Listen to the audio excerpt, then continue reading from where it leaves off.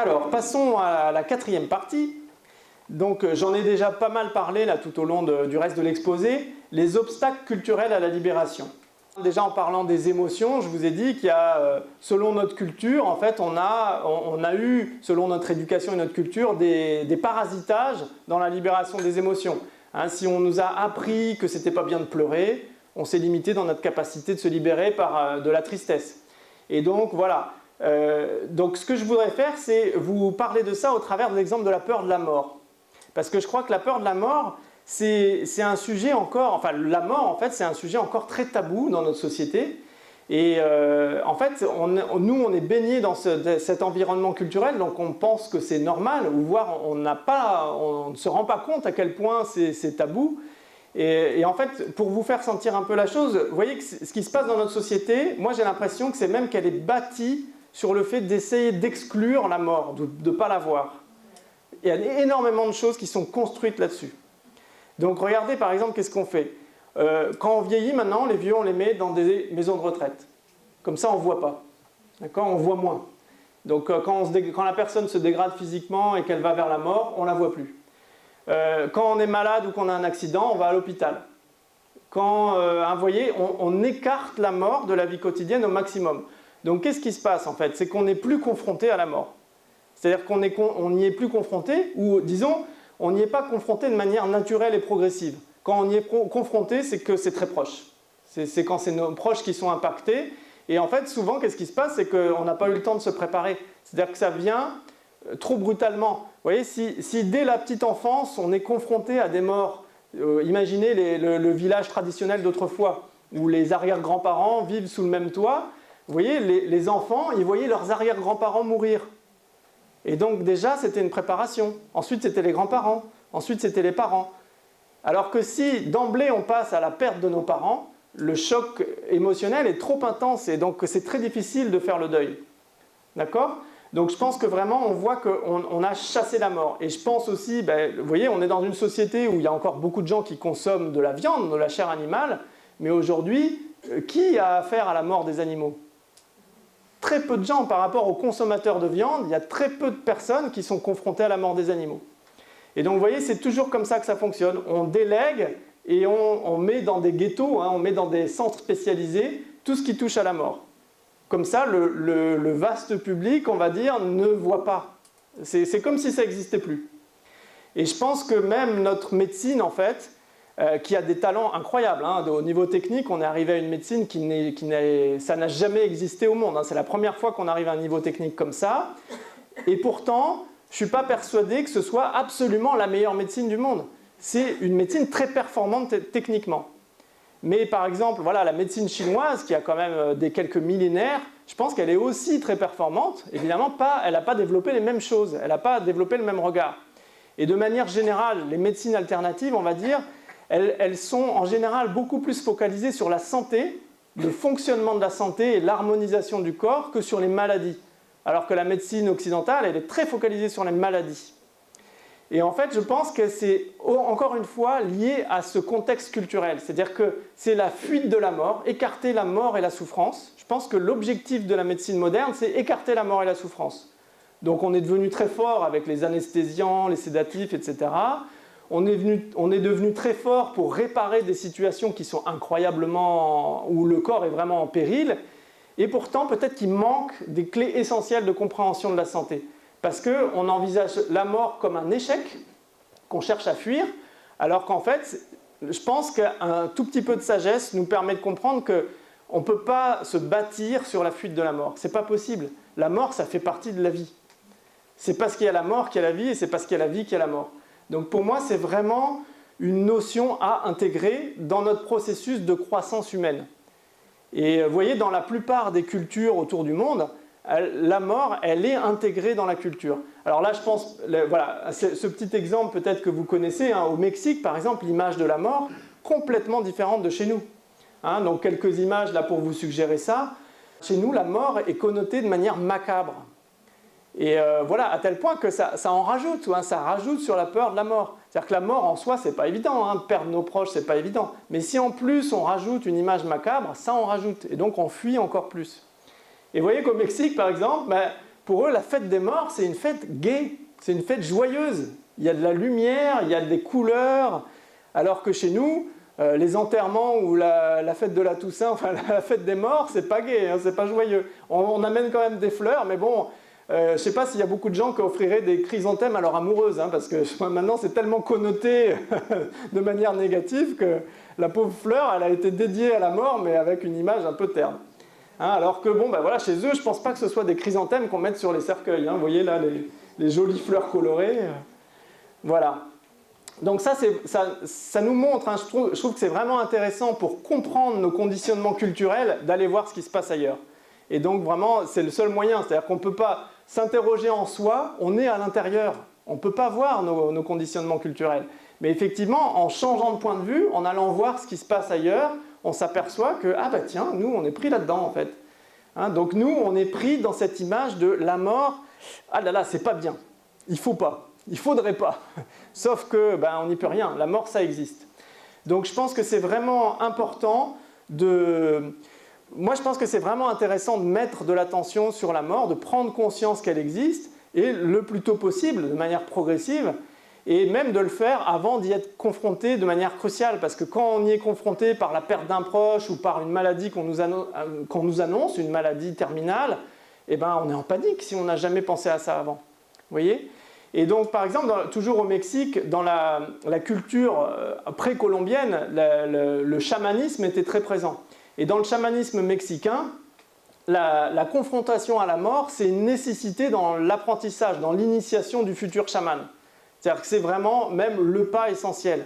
Traverser la peur de la mort, traverser la conscience de la mort, c'est une nécessité pour devenir un chaman dans les tribus, notamment toltèques. Et pour eux, en fait, ils ne considèrent pas la mort comme un démon qui va nous manger. Ils disent que c'est carrément notre meilleure conseillère sur Terre. Donc vous voyez, le changement de point de vue complet par rapport à nous. Et bon, on y reviendra en fin de conférence, mais moi je trouve vraiment que c'est intéressant comme point de vue, parce que c'est vrai que la mort peut vraiment, vous vous rappelez peut-être, vous l'avez sûrement vécu, quand on est confronté à la mort de proches, vous voyez ce qui se passe dans les enterrements, comment la famille peut être soudée à un moment donné, et comme les petites querelles, on les met de côté, etc. Alors ça ne dure pas forcément jusqu'à chez le notaire, mais au moins pendant l'enterrement, on a mis de côté tout ce qui pouvait nous perturber parce qu'on est ramené à l'essentiel. Dans notre culture, il y a quand même des gens qui ont déjà débroussaillé, notamment Marie de Henzel. Si vous ne connaissez pas, je trouve que c'est une excellente référence. Donc qui, elle, en tant que psychothérapeute, a accompagné des personnes en fin de vie. Et ce livre, donc, qui en est un témoignage vraiment enrichissant.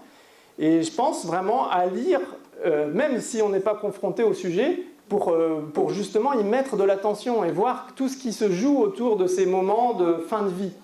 Et je crois qu'elle a vraiment su, je trouve que dans son approche, ce qui est extrêmement touchant, c'est qu'elle aborde les personnes en fin de vie comme des personnes.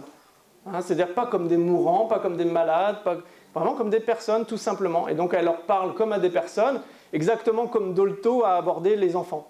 Hein, on aborde les enfants comme des personnes et ça change tout. Si on aborde les enfants comme des petits-enfants qui ne comprennent pas grand-chose, évidemment, on ne va pas très loin dans la libération. Et donc elle a fait, je trouve, ouais, moi je pourrais la comparer à Dolto dans le domaine de la mort. C'est vraiment une approche très sensible, très humaine, et qui, d'après ce qu'elle décrit, a apporté énormément ses fruits. D'ailleurs, hein, c'est François Mitterrand qui était assez sensible à son travail et qui lui a rendu visite plusieurs fois. Alors, son homologue qui l'a précédé, c'est Elisabeth Kubler-Ross, hein, à l'échelle mondiale. Je pense qu'elle a fait pas mal parler d'elle. Donc elle, ça a été vraiment une des pionnières en Occident, en tout cas en Europe, hein, sur ce thème-là. Elle a accompagné des mourants aussi.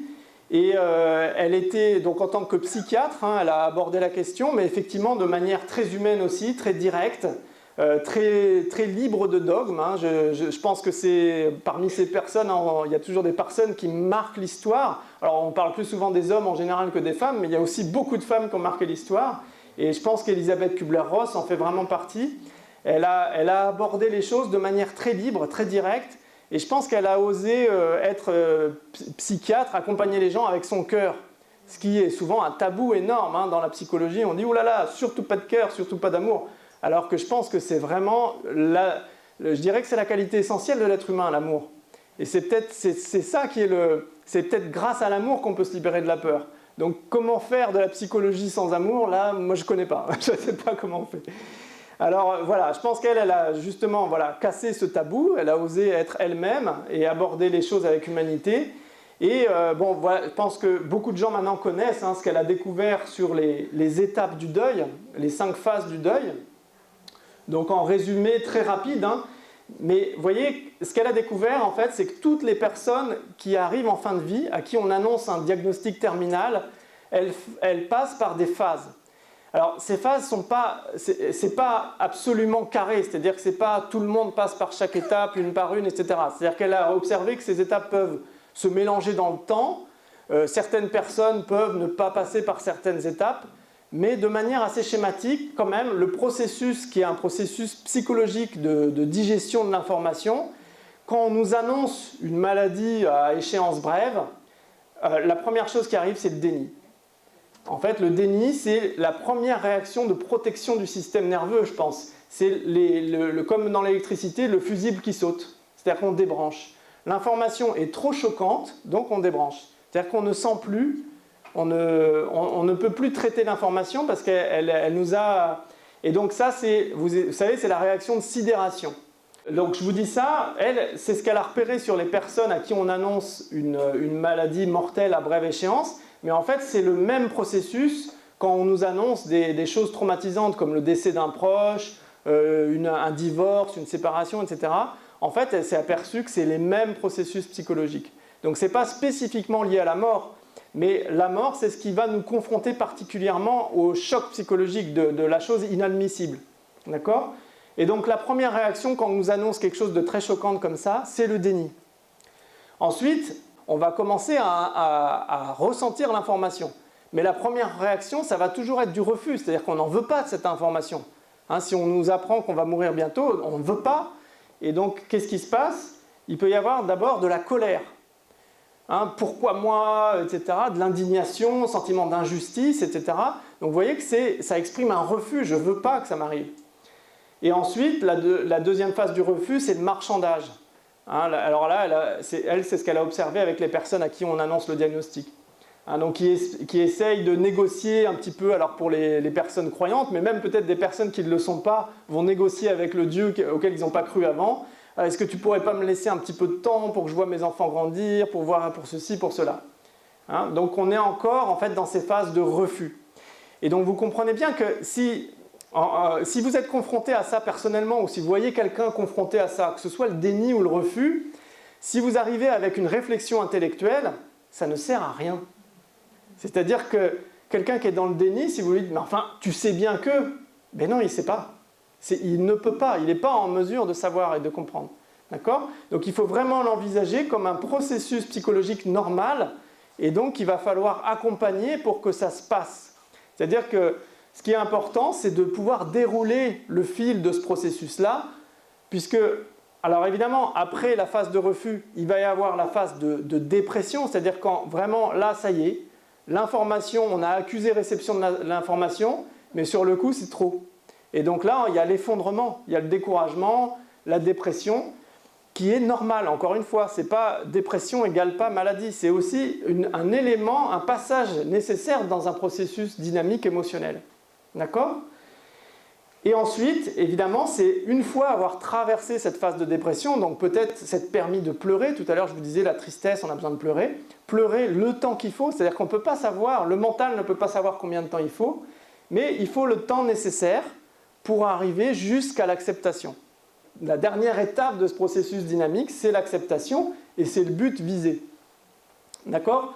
Donc voilà, pour moi, c'est important de présenter ça, parce que souvent, dans la vie quotidienne, on a tendance à faire la confusion entre perte et deuil. On dit ah bah cette personne, elle est en deuil parce qu'elle a perdu quelqu'un.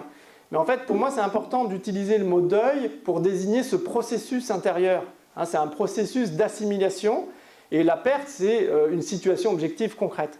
D'accord ? Et donc, on est effectivement face à une situation de perte, on est soumis à ce processus. Et pour moi, c'est en fait, je vois ça comme un processus très enrichissant pour l'être humain. C'est-à-dire que ce n'est pas simplement quelque chose qu'on subit et qu'il faut voir comme négatif. Au contraire, moi je pense que justement, c'est plus sage de considérer que la mort fait partie de la vie et que ces confrontations vont nous permettre en fait de grandir dans ce processus-là. Parce qu'en fait, ce qu'on observe aussi, c'est que la première fois qu'on est confronté à la mort ou la première fois qu'on est confronté à la mort proche, le processus peut être lent et douloureux. Mais en fait, ce qui se passe, c'est qu'il y a un apprentissage. C'est-à-dire que si on va vraiment jusqu'au bout du processus une bonne fois, pour la fois suivante, ça va être beaucoup plus facile d'assimiler l'information. La période de sidération sera presque inexistante ou plus courte. La période de refus, pareil. Il y aura toujours de la tristesse, mais on va être beaucoup moins plombé, beaucoup moins dans la dépression. On va juste pouvoir vivre une tristesse et l'acceptation va venir beaucoup plus facilement. Donc pour moi, ce que j'observe, c'est que c'est vraiment, en fait, c'est un apprentissage. On est, en tant qu'être humain, je pense qu'on a intérêt à apprendre à faire le deuil. Et donc à le vivre comme quelque chose, un processus de croissance nécessaire à notre humanité. Et je trouve que de le voir comme ça enlève encore de cette image morbide et de cette image qu'on est victime des pertes. En fait, la perte et la mort, de fait, ça arrive. C'est nécessaire à la vie, ça fait partie de la vie. Donc, qu'est-ce qu'on peut faire de mieux? C'est être actif dans ce processus. Plutôt que de le subir, c'est être actif dans le processus qui va accompagner la digestion. Alors, sur ce sujet de l'obstacle culturel de la mort, je voudrais aussi aborder un sujet qui paraît très différent et peut-être presque opposé à la notion de deuil, c'est la question de la survie de l'âme après la mort. Alors ça, vous avez remarqué, c'est pareil, c'est un sujet extrêmement tabou dans notre société. Et alors, vous voyez, dans notre société, on pense que on est arrivé à une société qui est, ça y est, on a une sagesse collective. Maintenant, on sait à peu près, parce qu'on a la science, parce qu'on a plein de choses, on sait. En fait, ce qu'il faut bien se dire, c'est qu'à toutes les époques, ils se disaient la même chose que nous. À toutes les époques, on croit détenir la vérité. Et dans toutes les cultures, on pense détenir la vérité. Quelle que soit la religion qu'on a, on pense être dans la bonne, puisque c'est celle dans laquelle on est. Alors aujourd'hui, nous, c'est un peu plus compliqué, parce qu'on se dit, nous, on n'a pas de religion, nous, on est scientifiques. En fait, non, je pense que notre culture est encore beaucoup prise dans un dogme, alors effectivement, qui est beaucoup lié à la science, mais qui la dépasse largement. Donc c'est ça qu'on peut appeler le scientisme. On a une culture qui est très imprégnée de scientisme. C'est-à-dire qu'on a cette croyance que la science peut absolument tout expliquer, et que ce qu'elle n'a pas encore expliqué, ça ne va pas tarder. Et de même, alors on est dans le scientisme qui nous marque énormément et le matérialisme. C'est-à-dire que toute notre culture, elle est basée sur l'observation matérielle, mais du coup, elle est peu versée dans tout ce qui est esprit, tout ce qui est âme, tout ce qui est... Alors le psychologique, ça commence à venir, mais on l'aborde de manière très concrète, comportementale, etc. Mais la notion d'âme, c'est un petit peu compliqué. Et alors, pareil, dans toutes les autres cultures, je pense que la notion d'âme existe. Donc, est-ce que c'est nous qui avons enfin trouvé la vérité, ou est-ce que c'est nous qui sommes les premiers à nous être égarés? On peut, je ne sais pas. Posons la question. Donc, moi, ce que je trouve en tout cas très intéressant aujourd'hui, alors c'est aussi lié au progrès de la médecine, c'est qu'on a énormément, souvent on dit, la mort on ne peut pas savoir, personne n'en est revenu. Et bien aujourd'hui, si. On a ces fameuses expériences de NDE, donc là c'est le terme anglais, Near Death Experiment, ou de EMI, expérience de mort imminente. Il y a le professeur Charbonnier qui est très connu dans le domaine, qui a prononcé le mot de expérience de mort provisoire. En fait, lui, il préfère parler de mort provisoire plutôt qu'imminente, parce que l'idée de mort imminente, ça veut dire qu'on va bientôt mourir. Mais les gens qui rapportent des récits, ces récits, c'est des gens qui sont morts cliniquement. C'est-à-dire que pendant un moment, ils n'ont plus d'électroencéphalogramme, ils n'ont plus de battements cardiaques, donc ils sont cliniquement morts, leur corps n'est plus vivant. Et en fait, il y a beaucoup de gens qui ont vécu cette expérience-là qui ramènent un témoignage d'une expérience consciente. Alors, qu'est-ce qui se passe? Pour l'instant, il y a déjà énormément d'études scientifiques là-dessus qui visent surtout à essayer de faire comprendre que c'est un mécanisme du cerveau, mais qui, en général, échouent parce que c'est très compliqué. Et il y a beaucoup d'études, dont notamment le professeur Charbonnier, là, qui fait référence à ça, des cas particuliers, où notamment le cas de Pamela Reynolds, qui se retrouvait à un moment donné à se faire opérer du cerveau, où on lui a refroidi le cerveau, ce qui est très très périlleux, on ne fait pas ça tous les jours, là c'est parce qu'elle avait une tumeur très grave, Donc son cerveau était complètement inactif, refroidi, et pendant cette opération-là, elle vit une expérience consciente de NDE. Donc là, pour lui, c'est une des preuves de l'au-delà qu'il cite dans son livre. Donc voilà, je vous le mets en référence. Donc le professeur Charbonnier à droite, là, donc c'est un médecin anesthésiste, hein, pour ceux qui ne connaissent pas, qui a été confronté notamment quand il était dans sa jeune carrière, il a été confronté à la mort très très proche de quelqu'un qu'il essayait de secourir, et ça lui a ouvert les yeux sur une autre façon d'appréhender les choses. Et aujourd'hui, c'est quand même un fer de lance en France de la communication sur ce sujet. Et d'ailleurs, il a été aussi soutien de thèse pour le docteur François Lallier, donc qui a fait une thèse de doctorat de médecine sur le sujet. Et donc là, je pense que c'est vraiment une première en France, hein, qu'on intègre ça dans une étude scientifique en médecine. Et je trouve que c'est vraiment intéressant à diffuser, à connaître. Hein, donc François Lallier, il a vraiment abordé ce sujet-là de manière scientifique. Alors évidemment, vous voyez, comment on peut aborder de manière scientifique? On va nous dire, mais alors ça rime à rien, c'est des témoignages, c'est très subjectif. Mais regardez, qu'est-ce qu'on fait par exemple dans une enquête judiciaire? Hein, on ne peut pas reproduire en laboratoire avec des tubes à essai ce qui s'est passé lors d'un accident ou lors d'un crime. Hein, donc qu'est-ce qu'on fait pour retracer qu'est-ce qui s'est passé lors d'un crime? On mène une enquête et la chose la plus importante, c'est de recueillir des témoignages.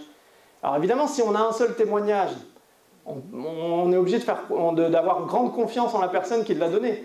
Mais qu'est-ce qu'on va faire dans la justice? En général, on va essayer de récupérer de nombreux témoignages et d'observer les concordances pour essayer d'établir la vérité la plus probable. On ne pourra jamais dire c'est ça la vérité, mais on pourra dire c'est ça la plus probable. Et en justice, on estime que ce critère de vérité nous suffit pour poser une sanction, par exemple pour prononcer l'emprisonnement de quelqu'un. Donc ça veut dire qu'on estime que ça a une valeur, hein, les témoignages. Et donc je pense qu'on peut vraiment aborder les témoignages de NDE, de MI, de la même façon, c'est-à-dire considérer que c'est des témoignages. Alors si on n'écoute qu'une personne, bon c'est peut-être un peu léger, mais si on en a 5, 6, et si maintenant avec Internet, alors vous voyez à l'époque Elisabeth Kubler-Ross avait déjà commencé ce travail de récupérer des témoignages, elle aussi était très sensible à cette question. Et alors aujourd'hui avec Internet, on a accès à des quantités de témoignages incroyables. Donc je pense que c'est vraiment un fait à prendre en compte. Donc ça c'était en France, mais à l'échelle mondiale, donc le premier à avoir divulgué sur ce sujet, c'est Raymond Moody, hein, le livre à gauche. Donc voilà, c'était un des pionniers, en fait, à la même époque qu'Elisabeth Kubler-Ross, hein, qui travaillait sur ce sujet. Lui en tant que, alors je crois qu'il était psychiatre aussi. Et donc il a écouté de nombreux témoignages de gens qui rapportaient ces récits-là. Et alors un autre témoignage qui mondialement est assez célèbre maintenant, pourtant beaucoup plus récent, c'est le témoignage du docteur Eben Alexander, donc encore un médecin qui était neurochirurgien, enfin qui l'est toujours je crois, hein, qui l'exerce toujours, et qui lui a vécu personnellement la NDE, parce que ce soit Jean-Jacques Charbonnier, François Lallier ou Raymond Moody n'ont pas vécu la NDE personnellement, ils ont recueilli les témoignages des autres. Et ce qui est intéressant chez Eben Alexander, c'est qu'il a lui-même vécu une NDE alors qu'il était neurochirurgien, et donc il a essayé a posteriori de comprendre ce qu'il a vécu avec sa connaissance aussi de neurochirurgien. Donc je trouve que c'est un témoignage particulièrement intéressant, c'est une situation très particulière, d'autant que sa situation de santé était extrêmement particulière, c'est-à-dire qu'il a été atteint d'une méningite très grave qui lui a complètement mangé le cortex cérébral. Donc c'est vraiment un cas où continuer à expliquer la NDE avec des mécanismes du cerveau, c'est un petit peu compliqué, je trouve. C'est un peu de la mauvaise foi, je pense, à ce niveau-là. Donc vraiment, un des cas très très probants là-dessus. François Lallier, là, quand il a fait sa thèse de médecine, il a recoupé plusieurs études qui ont été faites. En fait, lui-même, en direct, a eu accès à quelques patients, mais il s'est aussi servi de toutes les documentations qui existent, et il y en a beaucoup maintenant. Et il a essayé de repérer... En fait, voilà, comme je vous disais, c'est un peu comme une enquête judiciaire, hein, on essaye d'établir une vérité à partir de témoignages, et donc une des choses qu'on peut faire, c'est observer les caractéristiques qui sont récurrentes, qui reviennent. C'est-à-dire que tous les témoignages n'ont pas toutes les caractéristiques, mais il y a quand même des choses qui reviennent souvent. Donc là, dans ce témoignage qu'on vient d'entendre, c'est la sensation de décorporation, c'est-à-dire d'être au-dessus de son corps. Donc ça, c'est quelque chose qui revient dans énormément de témoignages. Alors après, il y a des choses qu'on connaît de manière populaire, on a beaucoup entendu parler de ça, c'est le passage dans le tunnel. Hein, on parle souvent de ça. Alors souvent, les personnes témoignent d'arriver dans un sas lumineux et dans lequel elles rencontrent par exemple des défunts de leur famille qui sont défunts avant eux et avec qui ils peuvent avoir des échanges. Et souvent, dans ce sas lumineux, elles ont la sensation d'une barrière qu'elles ne doivent pas franchir. Et elles ont conscience, alors c'est signifié de manière différente, c'est-à-dire que c'est codé de manière différente d'une personne à l'autre, mais on retrouve cette même chose dans beaucoup de témoignages, cette barrière infranchissable, au-delà de laquelle elles savent qu'elles ne peuvent pas revenir. Et souvent, en fait, on leur dit, alors il peut y avoir soit des défunts qui s'adressent à eux, soit d'autres entités qui leur disent « c'est pas ton heure, il faut que tu y retournes ». Et donc, bon, pour certains, c'est avec consentement accepté. Pour d'autres, c'est un peu en force. Bon, j'ai pas trop envie, mais peut-être.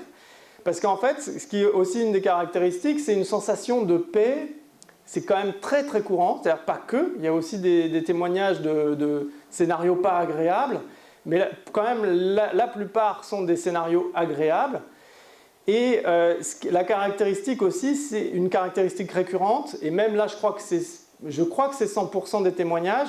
Après ces expériences-là, après le retour, les gens n'ont plus peur de la mort et ont acquis une grande sérénité. Et en général, vivent des grands changements. C'est-à-dire que tout ce qui, dans leur vie, était dissonant, n'allait pas à l'essentiel, va être balayé et ils vont changer un peu leur système de valeurs. Donc ça, c'est quand même des caractéristiques qui sont difficiles à attribuer à simplement un rêve, par exemple. Si vous faites un rêve très fort, en vous réveillant de votre rêve, vous n'allez pas changer de vie, changer votre système de valeurs. C'est vraiment des expériences beaucoup plus marquantes que des rêves ordinaires. Ce qui est commun avec le rêve, dans ce qu'a remarqué François Lallier, c'est, alors vous voyez, quelque chose qui peut poser question, il a remarqué que c'est 15% des personnes qui vivent un arrêt cardiaque qui témoignent d'un voyage comme ça. Alors 15% c'est beaucoup, mais en même temps c'est très peu par rapport à l'ensemble. Et donc on peut se dire, bah alors ils font quoi les autres? Il n'y en a que 15% qui ont une âme et les autres ils n'en ont pas. Alors je pense que l'explication qu'il donne me paraît assez pertinente. Je pense que c'est comme le rêve. Vous voyez, il y a beaucoup de gens qui disent, bah moi je ne rêve pas. Alors qu'en fait, maintenant on sait qu'on rêve tous et on rêve toutes les nuits. Mais la plupart du temps, on ne s'en souvient pas. Tout simplement parce que ce n'est pas la même disposition cognitive, le rêve et la conscience éveillée. D'accord ? Et donc pour certains, c'est facile de passer de l'un à l'autre, et pour d'autres, il y a vraiment une cloison entre les deux. Et je pense que dans les expériences de NDE, c'est à plus forte raison une barrière. Et François Lallier a eu un cas comme ça, où un jeune qui, se réveillant de sa réanimation, a commencé à raconter un récit. Il avait effectivement vécu une NDE, et finalement, le lendemain, quand il est venu l'interroger, il ne s'en rappelait plus du tout. Il lui a dit, non, je ne vois pas de quoi vous parlez, je n'ai pas vécu ça. Et donc, c'est effectivement, là, c'est plus un problème de remémoration et d'assimilation de l'expérience. Et ce qu'il a remarqué aussi, un fait notable, c'est chez les enfants. 15% c'est pour la population générale, mais il a remarqué que chez les enfants, le pourcentage d'enfants qui vivent des traumas comme ça et qui ramènent des NDE est beaucoup plus grand. Donc comme pour le rêve, en fait, on peut imaginer qu'il y a moins de séparation entre la conscience ordinaire et la conscience du rêve, comme il y a moins de séparation entre cette vie de l'âme et cette vie corporelle.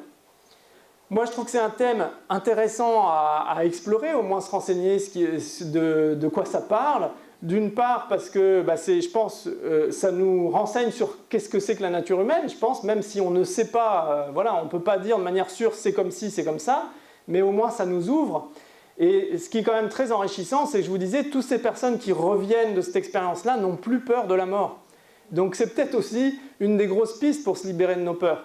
C'est-à-dire qu'en prenant conscience qu'on est une âme au-delà de notre corps physique, on a aussi une grande opportunité de se libérer de nos peurs. Parce que nos peurs sont vraiment beaucoup liées, je vous disais au tout début, à ce mécanisme qui est naturel, un mécanisme de survie. Et le mécanisme de survie, il est beaucoup lié au corps physique. Mais en fait, si l'âme, c'est une conscience, c'est une partie de nous en fait, qui a une conscience beaucoup plus large, elle n'est pas soumise à cette peur et à ce stress de survie. Et donc, elle est aussi sûrement un accès à la libération des peurs. Et donc, je pense que pour moi, effectivement, l'âme, c'est une dimension de notre humanité et qui, malheureusement, dans notre culture occidentale, a été complètement désertée. C'est-à-dire qu'avant, c'était l'exclusivité de l'âme, c'était la religion. Il n'y avait que la religion qui avait le droit de parler de l'âme, et donc c'était le seul domaine où on pouvait en parler. Aujourd'hui, la religion, on l'a un peu mise de côté, même s'il y a encore des gens qui pratiquent, mais elle a quand même beaucoup perdu de crédit, et en la mettant en opposition à la science. Alors que je pense que c'est dans les religions, au sein des religions, il y avait des personnes qui étaient des sincères chercheurs de vérité, qui simplement n'utilisaient pas les outils de la science. Comme dans la science, il y a des sincères chercheurs de vérité. Et vous voyez que cette opposition, elle est souvent, elle se fait beaucoup à l'école ou à l'université, etc.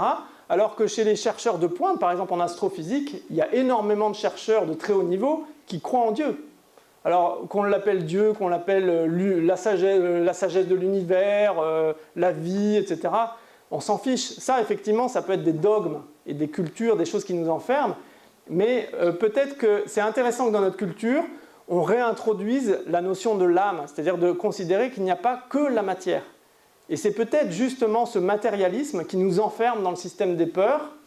Et ce que je veux aussi vous mettre en lumière, c'est que dans le mécanisme des peurs, qu'est-ce qui se passe? Par exemple, quand on parle de la mort, je vous disais tout à l'heure, c'est très tabou.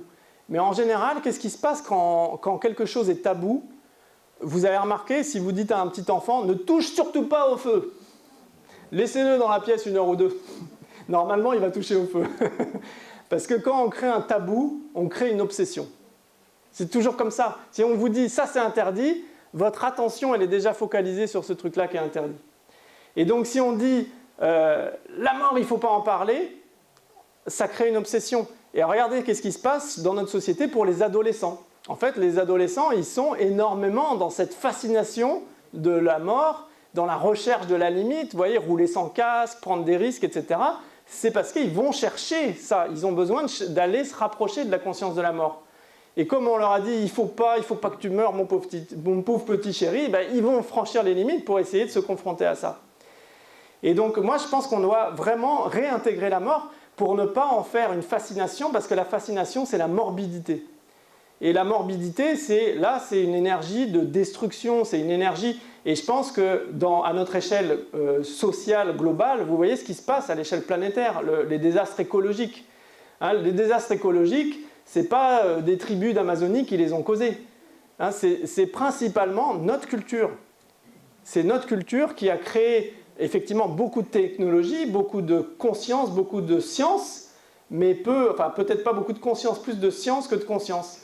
Et du coup, c'est ça que maintenant, je pense que maintenant notre challenge, c'est de récupérer cette partie-là, récupérer la partie conscience, la partie de l'âme. Quand on parle d'âme, à mon avis, c'est là qu'on peut parler d'amour, parce que l'amour, ce n'est pas une propriété du corps peut-être, mais c'est une propriété de l'âme. Et donc, je crois qu'on a tout intérêt, dans la direction de se libérer de nos peurs profondes, c'est de nourrir l'âme. Retrouver des espaces où on peut nourrir l'âme. Alors évidemment, il y en a dans notre société, je pense au chant par exemple. Le chant, c'est un domaine où on est touché dans notre âme. Voilà, bon, il y en a peut-être encore beaucoup. Alors ce que je vous propose, pour terminer l'exposé, c'est de vous faire participer un petit peu. Donc voilà, j'ai 2 petites questions, celle en vert ou en rouge, vous pouvez choisir l'une des 2 ou vous posez les 2. Voilà, imaginez votre vie sans les peurs profondes. Vous allez prendre 1 minute ou 2 comme ça, imaginez votre vie si vous n'aviez plus peur. Qu'est-ce qui se passerait dans votre vie? Et donc imaginez qu'est-ce que vous feriez différemment, qu'est-ce que vous cesseriez de faire et quel choix mettriez-vous en place? Alors il y aura peut-être d'autres choses qui vont vous venir. Et l'autre question qui peut permettre de tester ça aussi, c'est imaginez qu'il ne vous reste que quelques jours à vivre. Puisque pour beaucoup de gens, en fait, quand on leur annonce la mort prochaine, ça les tétanise. Soit ils sont en sidération, soit ils sont en état de choc et ils ne peuvent rien faire. Mais là, normalement, vous êtes assis dans votre chaise tranquillement, il n'y a pas de vrai scénario, mais vous pouvez l'imaginer un petit peu pour accéder au bon côté de ce scénario-là, qui est aussi quelque chose qui est souvent dans les témoignages, des gens qui ont eu des gros changements de vie, des grosses prises de conscience suite à une annonce de diagnostic terminal. Notamment, par exemple, sur la vue, Martin Brofman, par exemple, qui a complètement guéri de la myopie de manière subite. En fait, son déclencheur, c'est son médecin qui lui a dit « Oula, votre tumeur à la nuque, là, c'est fichu, vous en avez plus que pour 2 mois. » Et ça lui a fait un électrochoc. Il a complètement changé son système de valeurs, mais sauf qu'au bout d'1 an, il était toujours vivant. Et donc là, il a commencé à se poser des questions. Qu'est-ce qui se passe? Qu'est-ce qui s'est passé pour moi? D'accord? Donc voilà, je vous laisse une petite minute ou deux, comme ça, pour vous intérioriser. Vous pouvez fermer les yeux ou bien prendre un papier, un crayon, comme vous voulez. Et essayer de, voilà, imaginer votre vie sans vos peurs, ou si vous vous sentez l'âme aventurière, imaginez qu'il vous reste que quelques jours à vivre.